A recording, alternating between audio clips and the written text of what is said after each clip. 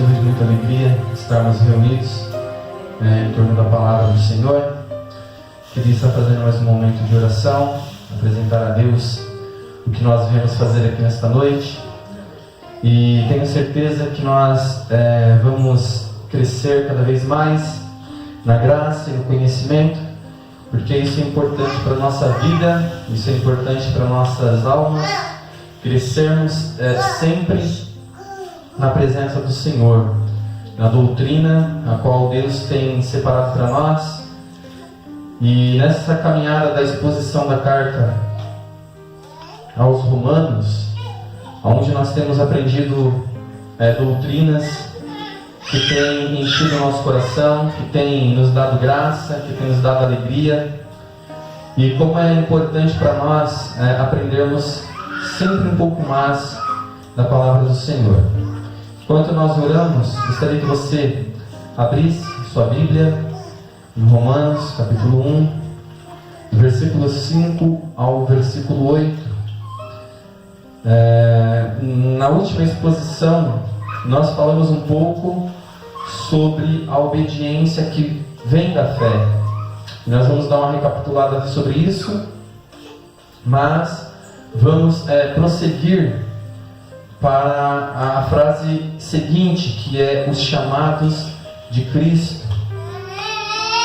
Senhor Deus, Pai amado, oro, Senhor, por esta igreja, Deus, oro a Deus pela minha vida, oro a Deus pelo nosso ministério, oro a Deus para que as nossas forças sejam redobradas, oro a Deus para que a Tua palavra seja pregada com fidelidade, oro a Deus que o Teu Espírito Santo nos conduza por um caminho de segurança, através, Senhor, das doutrinas bíblicas, a qual nós temos aprendido, ó Deus. E é um privilégio para nós, ó Deus, estarmos aqui para ouvir o Teu santo Evangelho. Quantos lugares nesta noite, ó Pai, estão com as suas portas abertas, estão, ó Deus, com os seus púlpitos, mas não pregando, ó Pai, o Teu santo Evangelho, mas sim, ó Deus, as invenções humanas. Por isso, Deus, eu peço a Ti, ó Pai, que nós possamos valorizar, ó Deus, o que estamos recebendo nesta noite, o que estamos, ó Pai, ouvindo, ó Deus, da Sua palavra. Pai amado, quantos estão, ó Pai, nesta noite enganando e sendo enganados, ó Deus, e para eles, ó Deus, isso é a sua condenação. Mas para nós, ó Pai, a qual o Senhor nos chamou à Tua presença, ouvir o Teu Evangelho, ouvir, Senhor, as grandezas do reino, os tesouros, ó Pai, que estão guardados, ó Deus, para nós, é motivo de muita alegria, Senhor, e satisfação. Amém, Jesus. Nós vemos que essa obediência, ela é fruto da fé. Então todo aquele que crê, obedece. Todo aquele que acredita em Cristo, que faz dele o seu Senhor, ele recebe fé e recebe através da fé a obediência. Então nós vimos que nós somos chamados para a obediência por fé entre todos os gentios. Nós vimos ali que os irmãos da igreja de Roma, a fé deles era vista pelos que estavam de fora. Então veja que para nós o cristianismo não é um viver para si mesmo, não é eu viver da minha maneira, não é eu viver do jeito que eu quero, mas a nossa maneira de viver, ela tem que apontar para algo maior. Nossa maneira de viver, os gentios, ao olharem para nós, eles têm que entender que a nossa fé testifica realmente de um Deus. Como nós falamos no culto passado, a obediência que vem da fé, e não o oposto, e não o contrário. E nós vimos que a obediência, ela é algo muito importante na caminhada cristã. As pessoas muitas das vezes, como nós falamos, as pessoas elas costumam a obedecer a palavra de Deus. Na verdade elas não estão obedecendo, elas estão concordando. E quando elas concordam com a palavra de Deus, então elas conseguem obedecer algumas coisas da palavra de Deus. Porém, a obediência dos mandamentos vai além disso. Então as pessoas elas costumam a entender que os mandamentos do Senhor são meras sugestões e não mandamentos. Então o grande problema da nossa geração é achar que os mandamentos de Deus para a sua igreja, os mandamentos de Cristo para a sua igreja, está em um debate. Achar que você pode argumentar ou não. Então veja, as pessoas da nossa geração, elas têm uma grande e séria dificuldade em entender a obediência bíblica. Por isso que nós temos que entender que nós fomos aceitos para obedecer. O que Paulo está dizendo para nós é como nós temos que olhar para a vida do justo Ló. Veja, Ló, ele afligia a sua alma pelo procedimento libertino daqueles que estavam ao seu redor. Então olha que interessante, a obediência de Ló era muito além de um viver para si próprio. Ló, ele afligia a sua alma em ver e ouvir como as pessoas ao seu redor viviam. Então o justo Ló, ele afligia a sua alma por aquilo que os ímpios ao seu redor falavam e vivia. Então nós falamos isso no culto passado. Nós observamos que a obediência que flui da fé, nós somos chamados a obedecer. Nós somos chamados para viver uma obediência, e a nossa obediência ela é um pré-julgamento para os demais ímpios. Porque a nossa fé, ela testifica de doutrinas vivas, verdadeiras. A nossa fé, a nossa obediência, não tem ninguém que foi chamado à presença de Cristo senão para obedecer. O grande problema da nossa geração é olhar para os mandamentos que estão na palavra de Deus e achar que o mandamento ela tem que obedecer se ela sentir no coração, ou se aquilo que Deus fala está de acordo com aquilo que ela quer. E isso não é obedecer. Porque muitas das vezes as pessoas querem obedecer 8 mandamentos e não os 10. E obedecer 8 mandamentos e não obedecer os 10 é não obedecer nenhum.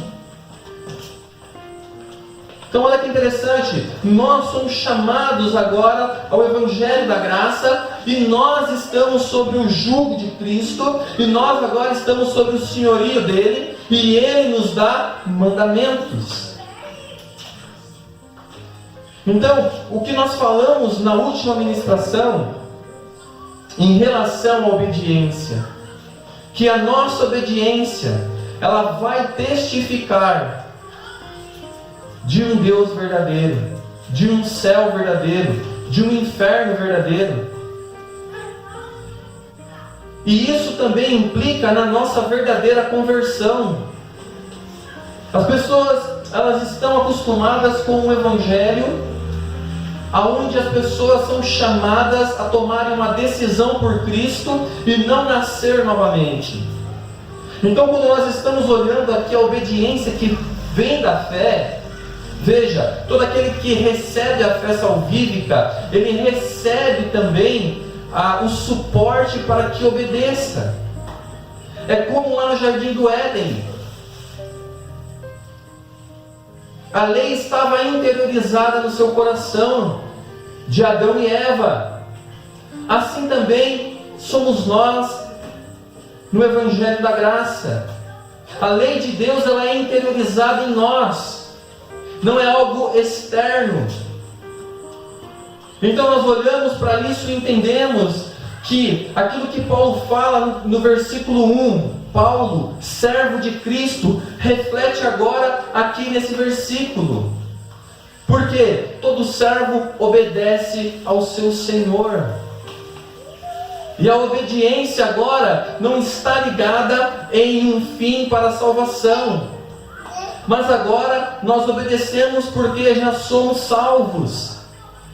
Então a obediência, a salvação não é o fim da obediência, mas o oposto. Se nós formos salvos verdadeiramente, nós obedecemos a palavra de Deus. E nós entendemos agora que os mandamentos de Deus não são pesados para nós, para aqueles que nasceram de novo. Porque em 1 João capítulo 5, versículo 3 e 4 vai dizer: porque este é o amor de Deus, que guardemos os seus mandamentos. Ora, os seus mandamentos não são penosos, porque todo que é nascido de Deus vence o mundo. Então olha que interessante. Agora não há aquela briga em querer ou não obedecer. Se nós temos a fé que nos salva, nós olhamos para a palavra de Deus, observamos os mandamentos, observamos aquilo que ela nos ordena fazer e fazemos. E olha que interessante, Paulo ele vai um pouco até mais além, porque a obediência, olha como é que é interessante. Paulo diz assim: porque ai de mim se não pregar o Evangelho, porque me foi imposta essa obrigação. Se prego com amor, tenho recompensa. Se prego por obrigação, me é imposta essa obrigação sobre mim. Então veja, você obedecer, o pregar a palavra de Deus, você obedecer a palavra de Deus, o servo, ele não tem escolha senão obedecer. Então, quando nós entendemos que uma pessoa ela nasceu de novo, quando nós olhamos para a vida de um cristão e entendemos que verdadeiramente ela nasceu de novo ou ele nasceu de novo, quando em todas as circunstâncias a pessoa obedece a Deus. E não é uma questão de sentir no seu interior, não é algo de sentir prazer naquilo que está fazendo, embora que aqueles que amam a Deus têm prazer na sua lei e nela medita de dia e de noite. Porém, as pessoas costumam olhar e começam então a negociar. Elas trocam a obediência por outra coisa, que não é obediência. Então as pessoas estão acostumadas a fazer assim. Naquilo que eu concordo com a palavra de Deus eu cumpro, e naquilo que eu discordo da palavra de Deus eu não cumpro. Isso não é obedecer a Deus. Porque se você concorda com a palavra de Deus numa parte e na outra você não concorda, até naquilo que você concorda não é obedecer a Deus. Você obedecer a Deus é totalmente diferente disso. Então nós aprendemos isso no culto passado. E no culto de hoje nós vamos analisar, nós vamos meditar na frase que diz: os chamados de Cristo. Vamos ler do versículo 1 ao versículo 8, que diz assim: Paulo, servo de Jesus Cristo, chamado para ser apóstolo, separado para o Evangelho de Deus, o qual foi por Deus outrora prometido por intermédio dos seus profetas nas Sagradas Escrituras, com respeito a seu Filho, o qual, segundo a carne, veio da descendência de Davi e foi designado Filho de Deus com poder, segundo o Espírito de Santidade, pela ressurreição dos mortos, a saber, Jesus Cristo, nosso Senhor, por intermédio de quem viemos a receber graça e apostolado, por amor de seu nome, para obediência por fé, entre todos os gentios, de cujo número sois também vós, chamados para serdes de Jesus Cristo, a todos os amados de Deus que estáis em Roma, chamados para serdes santos, graça em vós outros e paz, da parte de Deus, nosso Pai, e do nosso Senhor Jesus Cristo. Amém? Aqui nós encontramos mais doutrinas que enchem o nosso coração. Aqui encontramos uma das doutrinas mais belas do cristianismo, o chamado eficaz de Jesus Cristo. Muitos não compreendem este chamado, outros nunca ouviram falar deste chamado. Por isso devemos olhar essa doutrina com muita atenção. Por isso devemos olhar para essa doutrina com um coração voluntário. Por isso devemos olhar para essa doutrina e ver nela a glória do Evangelho. Ele vai dizer: de cujo número também sois vós, chamados para serdes de Jesus Cristo. Romanos 1, versículo 6. Estamos falando de algo poderoso. Ao lermos o que acabamos de ler, os chamados para ser de Jesus Cristo, nos deparamos com o seu chamado. E que chamado é esse, amados? Muitos nunca se perguntaram a respeito dele. Porém, é o chamado do nosso amado, é o chamado do nosso Senhor. E quão poderoso, amados, esse chamado é. Assim como Ele chamou, e todas as coisas vieram a existir, logo ao som da sua voz, como está em João 1, 2. O que nós temos que entender, amados, nessa noite, que o chamado de Cristo para nós não é um chamado qualquer. Quando nós olhamos para esse chamado, quando nós olhamos para aquilo que Cristo está fazendo quando Ele nos chama, é algo totalmente maravilhoso. Como acabamos de ler, assim como Ele chama do nada e todas as coisas passam a existir, é este chamado que ecoa na minha vida e ecoa na sua vida. É desse chamado que estamos falando. Não é um chamado frívolo, não é um chamado de homem, não é um chamado do pastor Cristiano, mas é o chamado do Deus Todo-Poderoso.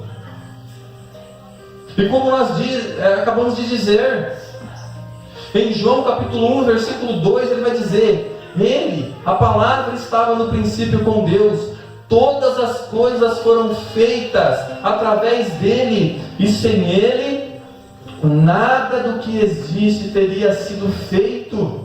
Porque Deus que disse que das trevas resplandeça a luz, e quem resplandeceu em nossos corações para a iluminação do conhecimento da glória de Deus, na face de Jesus Cristo, como está ali em 2 Coríntios capítulo 4, versículo 6.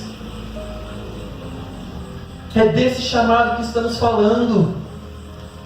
É desse poder que estamos falando sobre a vida de um pecador. Não estamos falando de meros ecos.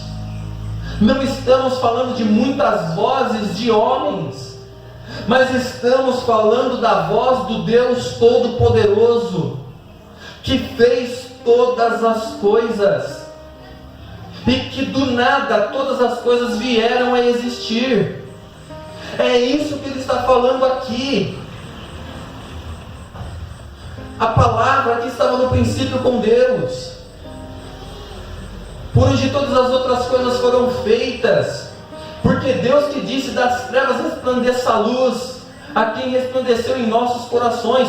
Veja o que Ele está dizendo para nós. Ele está dizendo que ao ouvirmos o doce e poderoso chamado de Jesus Cristo, O mesmo poder que foi colocado na criação é colocado sobre a vida de um pecador, para que ele ouça o Evangelho, para que Cristo brilhe em nossos corações, para que nós despertemos do sono, para que nós verdadeiramente nasçamos de novo. É disso que estamos falando. Quando nós temos a nossa mente iluminada, quando nós temos a iluminação para o conhecimento da glória de Deus, quão importante isso é para nós, amados, ouvirmos isso nessa noite. Quão importante é ouvirmos essas verdades. Quão importante é para nós entendermos isso. Pois sem entendermos isso, não existe regeneração em nossas vidas. É essa voz que nos chama. É essa voz que nos chama do sono. É essa voz que nos desperta. É essa voz que nos ressuscita espiritualmente. É essa voz que nos dá vida. Um chamado que não pode ser recusado. Pois não há quem não obedeça. Pois até o nada tem que obedecer a essa voz. Olha que interessante, quando Deus ele fala para o nada, haja alguma coisa, o nada tem que obedecer. Se até o nada obedece a essa voz, imagine nós, pecadores, quando temos a nossa surdez espiritual rompida, pois até o nada tem que obedecer a essa voz. Porém há os que não podem ouvir. Não podem ouvir não porque estão simplesmente surdos, embora isso seja uma verdade espiritual, mas aqui não é a questão. A questão é, não ouvem porque antes de tudo estão mortos. Sabe o que eu acho muito importante naquilo que nós pregamos, naquilo que nós ensinamos? Não importa o quão alto a caixa de som esteja, não importa o quão alto eu grite aqui na frente, não depende de quem está aí. Ou essa pregação é tudo para você, ou não é nada. Ou essas verdades fecundam o seu coração, ou você permanecerá morto espiritualmente. Ou essas palavras te dão vida, ou você permanecerá morto. Ou essa fé que é inserida em você desperta obediência, ou você nunca obedecerá. Pois todo esforço humano é em vão. É essa cena. E essa cena nós o temos vivas em nossa memória. Como eu falei, você já deve ter ido a um velório, e eu falei isso na última pregação também. E aí você vê pessoas ao redor do morto, muitas das vezes dizendo alguma coisa para o morto, porém o morto não os ouve. Muitos pedem perdão, outros querem dizer eu te amo, mas agora é tarde demais, pois o morto não os podem ouvir, não pode retribuir o afeto recebido. Alguns gritam o mais alto, alguns gritam o mais alto que podem, porém é em vão. Essa é a cena, amados. Quando nós estamos pregando o Evangelho, quando nós estamos anunciando os tesouros da vida eterna, não importa o que falamos, não importa o quão belas são essas coisas, não importa o quão lindo e poderoso o Evangelho é, estamos pregando para os mortos. Assim como nós vamos em um velório e nós vemos ali as pessoas em volta do morto, querendo de alguma maneira expressar alguma coisa para o morto, mas o morto não pode vir até elas. Elas vão até o morto com os seus sentimentos, os seus afetos, os seus remorsos. Elas vão até o morto com tudo aquilo, com as suas coroas de flores, com as suas lágrimas nos olhos, mas o morto não pode vir até elas, receber e retribuir. Assim é o Evangelho, amados. Não há ninguém que possa retribuir, não há ninguém que entenda, não há ninguém que busque, não há nenhum justo. Estão todos mortos, todos estão extraviados. Falar do céu, falar das glórias do céu, falar das glórias do Evangelho para essas pessoas é algo que não despertam nela nada. Então, assim como o morto não pode retribuir, assim são as pessoas ao ouvirem o Evangelho. Quando as pessoas olham para essa pregação, e essa pregação para elas nada mais gera do que um simples bocejar de boca, quando essa pregação que nós pregamos gera apenas um abrir de boca, um bocejar, é isso. Enquanto essa pregação para essas pessoas é loucura, é chata, é entediante, enquanto essas verdades para essas pessoas é o avesso daquilo que elas têm no coração. Mas para aqueles que são nascidos de novo, não existe outra coisa que queremos ouvir senão as doutrinas bíblicas, senão ouvir que Cristo nos chama para ser dele. Assim somos nós. Estamos mortos espiritualmente. Todos os que lhe ouvem também estão mortos. Sim, até que haja um milagre. Vocês estão mortos. As pessoas me perguntam se eu acredito em milagre. Às vezes as pessoas me perguntam: você acredita em milagre, pastor Cristiano? Eu falo: eu acredito. Quando um pecador verdadeiramente se converte, eu vejo um nascimento espiritual, eu vejo uma ressurreição, eu vejo alguém que está nascendo de novo, eu vejo o poder de Deus empregando na vida de uma pessoa. Como isso não alegra o nosso coração? Como isso não deixa a gente feliz?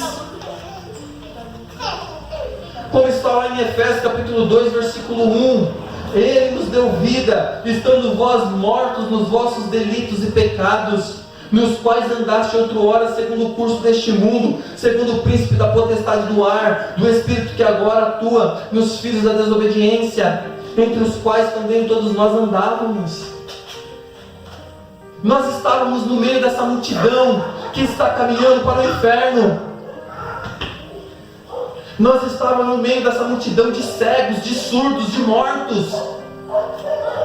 Mas quando ouvimos a doce, suave e poderosa voz do nosso Salvador, amados, quando verdadeiramente essa palavra penetrou e fecundou o nosso coração, quando verdadeiramente nós entendemos que o Evangelho é o poder de Deus, então, quando nós despertamos para isso, quando nós entendemos o Evangelho, quando os portões do paraíso se abrem para nós, nós estávamos mortos e Ele nos deu vida, e junto com essa vida Ele nos deu tudo. Ele nos deu seu Filho, Ele nos deu a fé, Ele nos deu a obediência. E então nós vemos que nós somos chamados para ser dele. Que maravilha! Esse é o nosso real que estávamos quando estávamos longe de Jesus Cristo, mortos espiritualmente. Uma conversão, amados, é um milagre, um verdadeiro milagre, onde vemos o poder de Deus em ação na vida de um pecador, pois o novo nascimento é Deus agindo na vida de um pecador. É o mesmo poder que foi empregado na criação do mundo. Quando você olha para Gênesis 1:1 e vê Deus falando: haja luz, haja luminares, haja separação das águas, façamos o homem à nossa imagem e semelhança. É esse mesmo poder que é empregado na nossa vida para nós sermos um filho de Deus verdadeiramente. E as pessoas não entendem isso. As pessoas não entendem que elas estão mortas espiritualmente falando. Você pode ter nascido na igreja, crescido na igreja, se batizado na igreja, casado na igreja, vivido uma vida inteira na igreja. Se você não ouvir o doce chamado som do nosso Salvador, se esse poder que do nada fez todas as coisas não se manifestar na sua vida, nós temos que entender que estávamos mortos. Veja Lázaro, irmão de Marta e Maria, morto há 4 dias, ao ouvir a voz de Jesus Cristo, ressuscitou dentre os mortos. Os laços da morte não o puderam o deter. Assim somos nós, amados, ao ouvir o chamado do nosso Senhor Jesus Cristo. Só que olha que coisas interessantes que isso nos diz nessa noite. Lázaro não tinha dado o primeiro passo para Cristo, pois ele estava morto. Pois os mortos não andam por conta própria. Lázaro não colocou a sua fé em ação, por quê? Pois mortos não têm fé. Ele estava morto, inerte, como diz o salmista nos Salmos 6, versículo 5.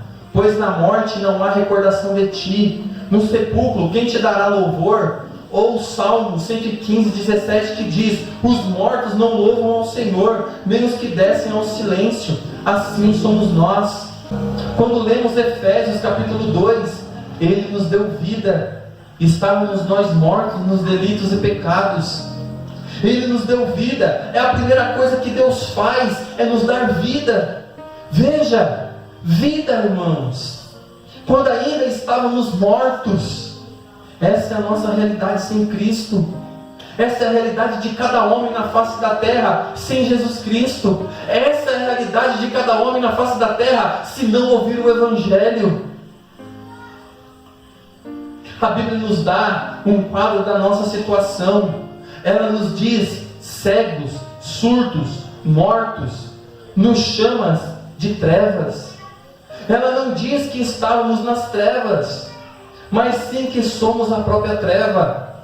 Por isso diz em 2 Coríntios capítulo 6, capítulo 4, versículo 6, porque Deus que disse, das trevas resplandeça a luz, Ele mesmo resplandeceu em nosso coração, para a iluminação do nosso conhecimento da glória de Deus, na face de Cristo.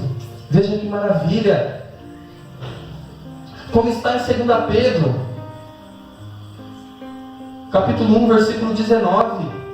Temos assim, tanto mais, confirmado a palavra profética, e fazeis bem em entendê-la, como a uma candeia que brilha em lugar tenebroso, até que o dia clareie e a estrela da alva nasça em vosso coração. Até que Cristo nasça em nosso coração. Por isso devemos pregar o Evangelho. Por isso devemos insistir nessa mensagem. Por isso que nós somos assim. Por isso que essa mensagem é tudo para nós. É sobre isso que estamos falando. Quando nós deparamos com o chamado de Jesus Cristo, não estamos falando de algo que é impotente, fraco. Não se trata de um chamado humano, mas sim um chamado do próprio Deus. Não é como se eu chamasse o meu filho para vir almoçar. Aonde você grita, filho, vem almoçar. E ele lá do quarto grita, já vou. E não vem. Ou quando ele está brincando na rua e você sai no portão e grita, filho, vem para dentro. Ele fala, mais um minuto, mais um instante. Não é assim o chamado de Deus.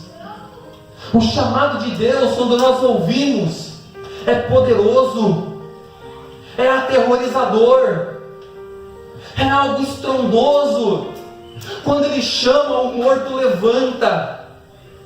Quando Ele rompe com a nossa surdez, nós ouvimos a doce e suave voz do nosso Senhor. É por isso que ele diz na palavra dele que as minhas ovelhas ouvem a minha voz.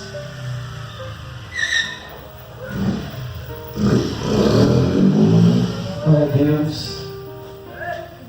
E ao ouvirem a minha voz, elas vêm até mim. E as que não ouvem, não são ovelhas dele. Veja, ele não fala o inverso, mas ele diz que todo aquele que ouve é ovelha, e todo aquele que não ouve não é ovelha, porque não é ovelha dele. Então o nosso chamado não é um chamado fraco, frívolo, de um humano chamando o outro, ou muito menos como nós, quando nós gritamos com o nosso cachorro: sai daqui, vai deitar, e ele nem se importasse. O chamado de Jesus Cristo não é assim. Disso você pode ter toda certeza. É isso, tudo quando ainda éramos seus inimigos. E desse chamado que estamos falando.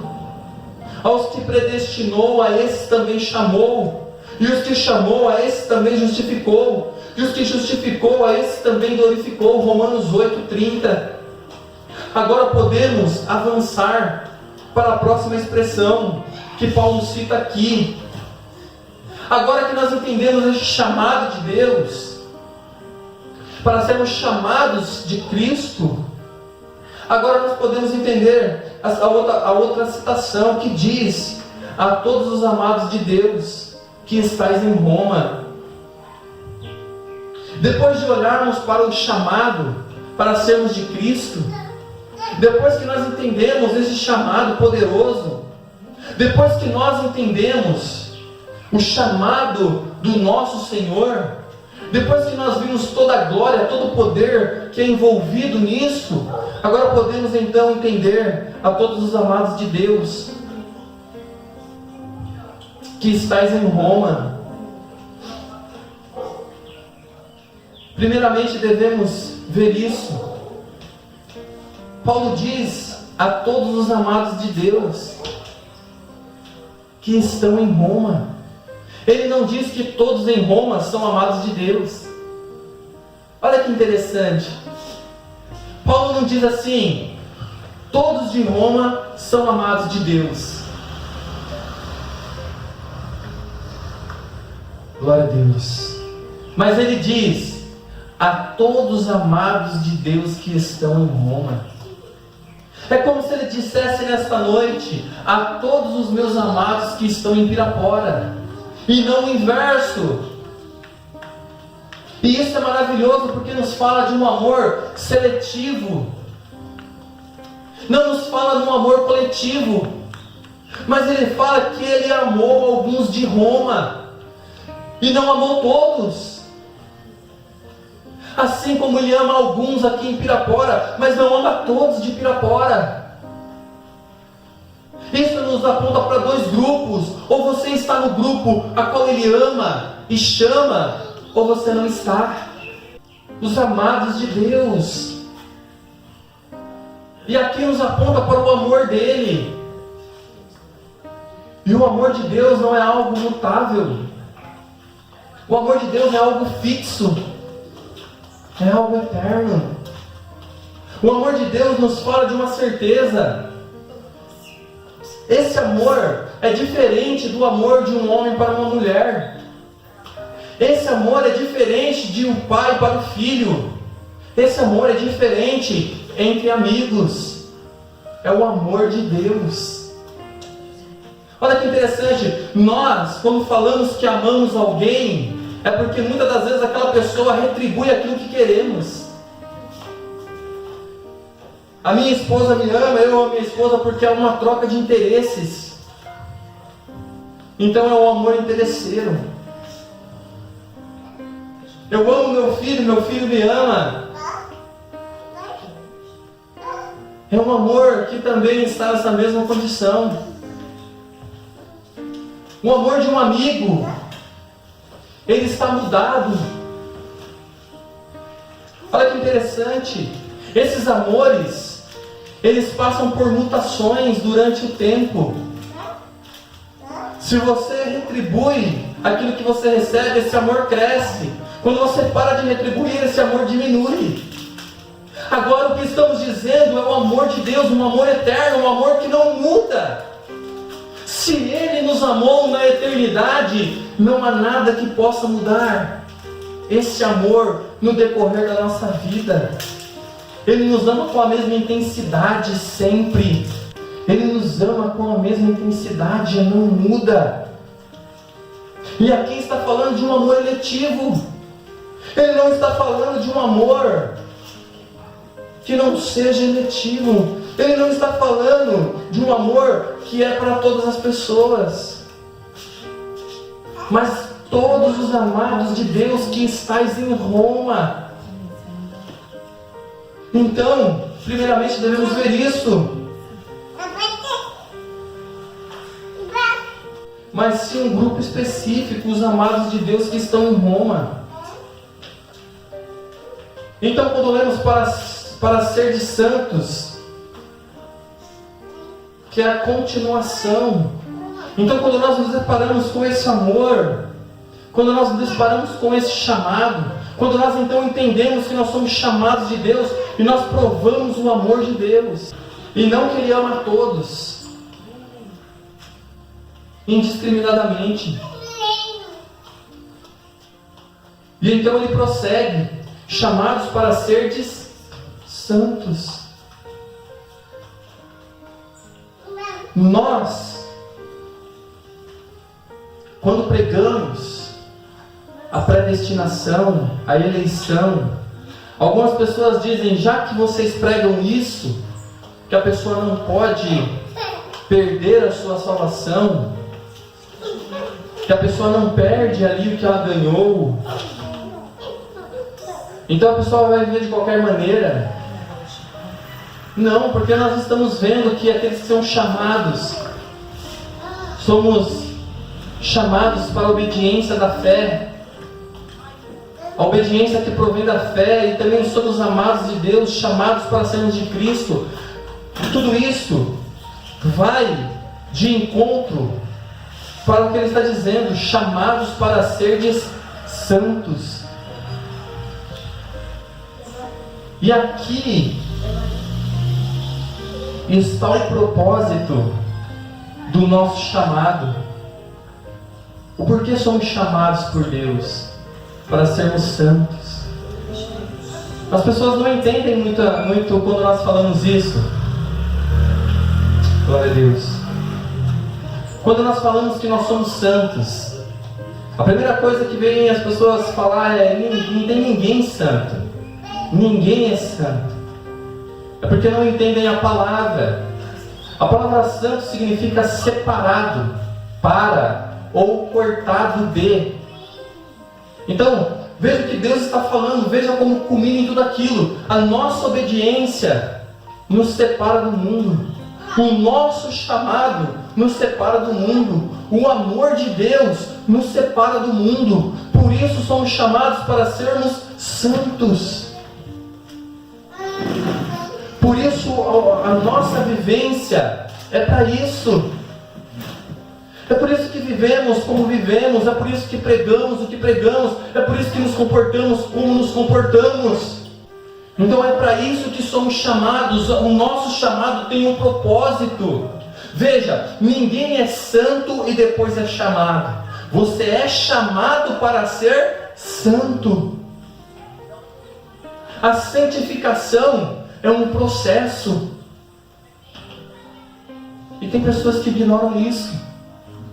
Tem pessoas que olham e acham que pode viver da maneira que querem. As pessoas são chamadas para serem santos e elas não querem corresponder ao Senhor a quem a chamou. É por isso que falamos, às vezes as pessoas falam assim: eu obedeço uma parte, outra parte eu não obedeço. Elas acham que os mandamentos são meras sugestões, ou que os mandamentos, glória a Deus, ou que os mandamentos estão ali para passar pela aprovação deles. É como falamos, as pessoas elas acham que concordar com uma coisa é obedecer, e não é. Ah, eu concordo com isso que a Bíblia diz, porque eu concordo, eu cumpro. Ah, mas e quando eu discordo? Eu não cumpro.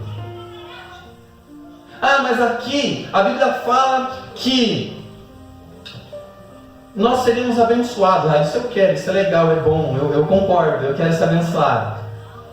Ah, mas você tem que amar o próximo como a ti mesmo. Ah, não, isso aí é duro, é difícil, não quero, eu não concordo. Você está vendo que quando você obedece, e uma coisa em que você concorda, você não está obedecendo de fato, você está apenas concordando. Por isso que é importante nós entendermos que somos chamados para sermos santos. Por isso que somos chamados para ser o sal da terra. É por isso que e tem que existir em nós uma diferença. Assim como Paulo estava olhando aqui para os irmãos de Roma e viu que os gentios em volta olhavam e viam a obediência da fé daqueles irmãos. É por isso que a fé deles era visível, porque eles representavam algo maior que eles. E aí ele diz, chamados para ser santos, somos amados por Deus para isso. O amor de Deus nos impulsiona para isso.